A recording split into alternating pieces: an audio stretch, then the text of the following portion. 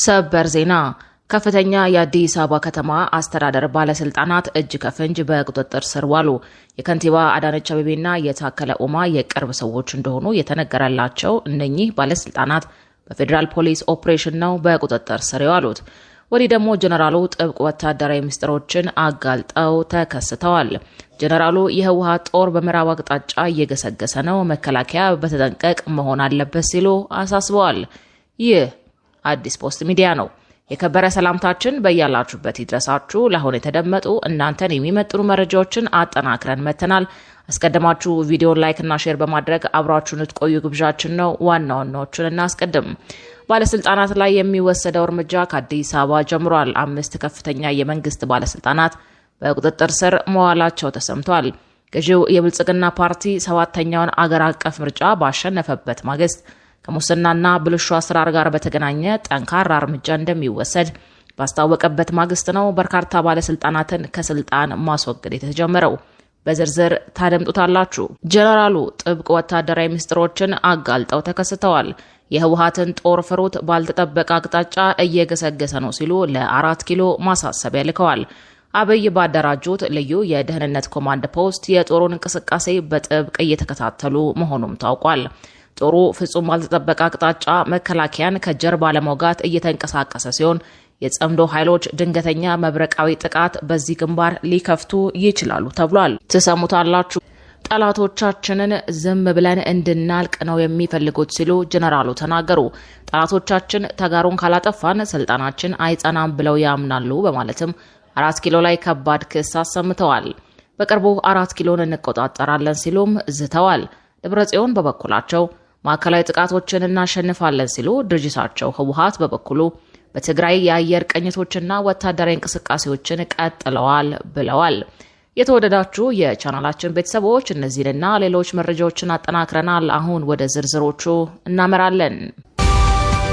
ጀነራሉ ጥብቅ ወታደራዊ ምስጢሮችን አጋልጠው ተከስተዋል። የህወሓትን ጦር ፍሩት፣ ባልተጠበቀ አቅጣጫ እየገሰገሰ ነው ሲሉ ለ4 ኪሎ ማሳሰቢያ ልከዋል። አብይ ባደራጁት ልዩ የደህንነት ኮማንድ ፖስት የጦሩን እንቅስቃሴ በጥብቅ እየተከታተሉ መሆኑም ታውቋል። ጦሩ ፍጹም ባልተጠበቀ አቅጣጫ መከላከያን ከጀርባ ለመውጋት እየተንቀሳቀሰ ሲሆን የጸምዶ ኃይሎች ድንገተኛ መብረቃዊ ጥቃት በዚህ ግንባር ሊከፍቱ ይችላሉ ተብሏል። ህወሓት ከውጪ ወደ ውስጥ በሱዳን በኩል በተለያዩ ግንባሮች ጥቃት ለመክፈት ሰፊ ወታደራዊ ስትራቴጂ መንደፉን ጀነራሉ አጋልጠዋል። በወልቃይትና አፋር ግንባር ሲጠበቅ የነበረው የህወሓት ጥቃት ባልተጠበቀበት ግንባር ሊፈነዳ እንደሚችል ጀነራል ጻድቃን ገብረትንሳኤ ተናግረዋል። ጀነራሉ በህወሓት ወታደራዊ ዝግጅት ላይ በሰጡት ማብራሪያ በአፋርና አማራ አዋሳኝ አካባቢዎች ተደጋጋሚ ትንኮሳዎች የፈጸመው ህወሓት የትኩረት አቅጣጫውን ቀይሯል ብለዋል። በምዕራብ ኢትዮጵያ በኩል ጥቃት ከፍቶ ወደ መሃል ሀገር ለመገስገስ አስቦ እየተንቀሳቀሰ መሆኑን ጀነራሉ ጠቁመዋል። ጀነራሉ በምዕራብ ኢትዮጵያ በኩል ሲሉ በቤንሻንጉል ጉሙዝ ክልል ግንባር ማለታቸው ነው። የህወሓት ጀነራሎች በአሁኑ ወቅት ሰፊ ወታደራዊ ስትራቴጂ ነድፈው እየተንቀሳቀሱ መሆኑን የገለጹት ጀነራሉ በተለይ ከውጪ ወደ ውስጥ ለማጥቃት ተዘጋጅተዋል ብለዋል። ለዚህም ሱዳንን እንደ ዋና ወታደራዊ መንቀሳቀሻ እየተጠቀሙ መሆኑን ተጨባጭ መረጃዎችና እንቅስቃሴዎች መነገራቸው ተነግሯል። ሱዳን ውስጥ ለዓመታት የተደራጀው አርሚ 7 እንደ ቀጣናዊ ሚዛን ማስጠበቂያ ለመጠቀምና ከውጪ ወደ ውስጥ ለማጥቃት ተጨማሪ ኃይል እያስገቡ ነው ብለዋል። በቅርቡ አርሚ 13 ወደ ሱዳን መሻገሩን ያረጋገጡት ጀነራሉ ሌሎች ተጨማሪ አርሚዎችም ሊጨመሩ እንደሚችሉ ፍንጭ ሰጥተዋል።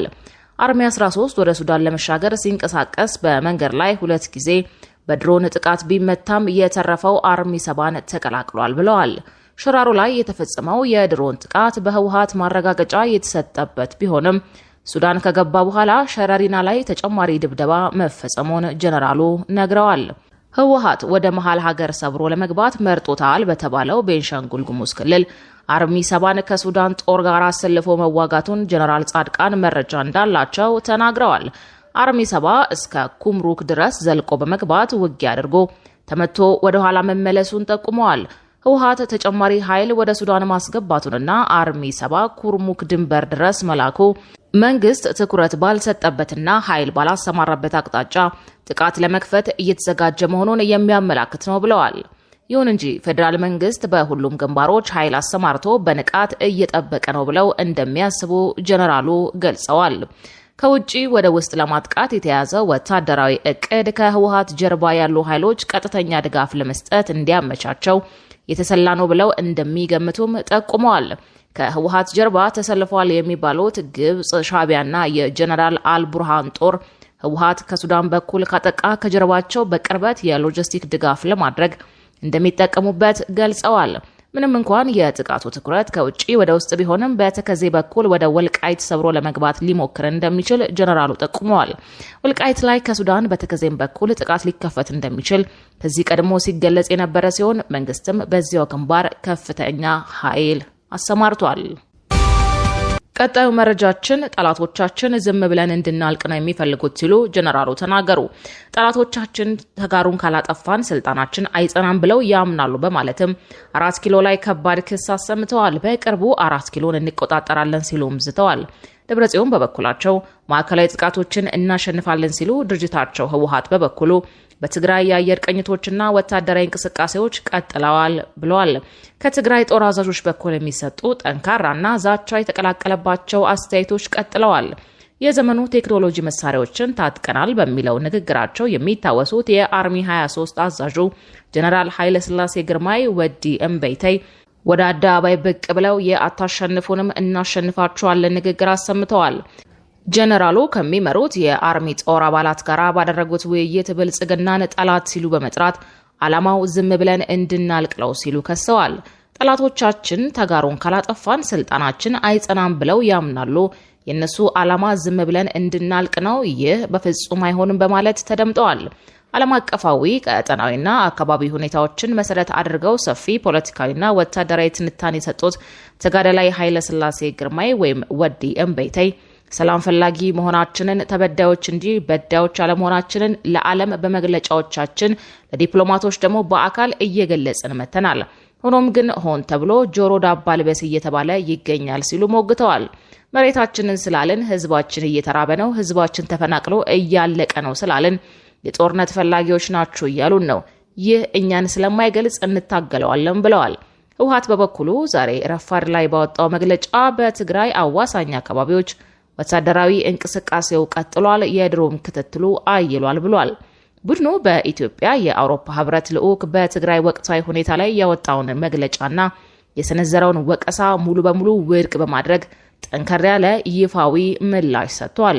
የአውሮፓ ህብረት ልዑክ ህወሓት ትይዩ ክልላዊ ምክር ቤት አቋቁሟልና የግዳጅ ውትድርና ምልመላ እያካሄደ ነው በማለት የሰነዘረውን ወቀሳ ያጣጣለው ድርጅቱ ህብረቱ መሬት ላይ ያለውን ነባራዊ ሁኔታ ወደ ጎን በመተው በተሳሳተ መረጃ ላይ የተመሰረተ መግለጫ አውጥቷል ሲል ኮንኗል።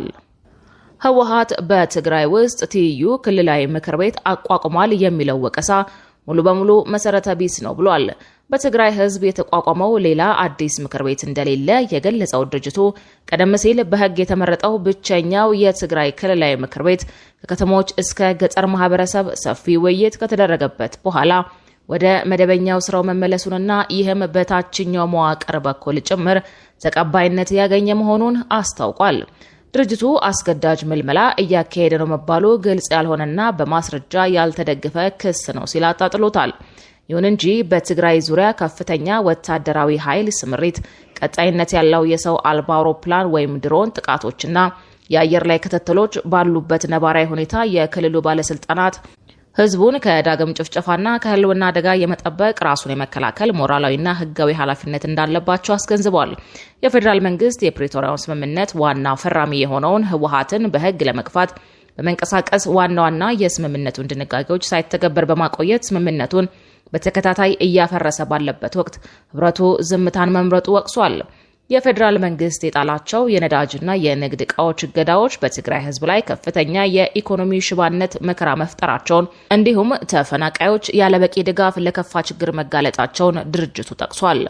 ከዚህ በተጨማሪም የትግራይ ጊዜያዊ አስተዳደር የህዝቡን መሰረታዊ ጥቅም ማስከበር እንዳልቻለና በአብዛኛው የፌዴራል መንግስት ቅጥያ ሆኖ እየሰራ ይገኛል ሲሉ ወቅሷል። ይህ የህወሓት ጠንከር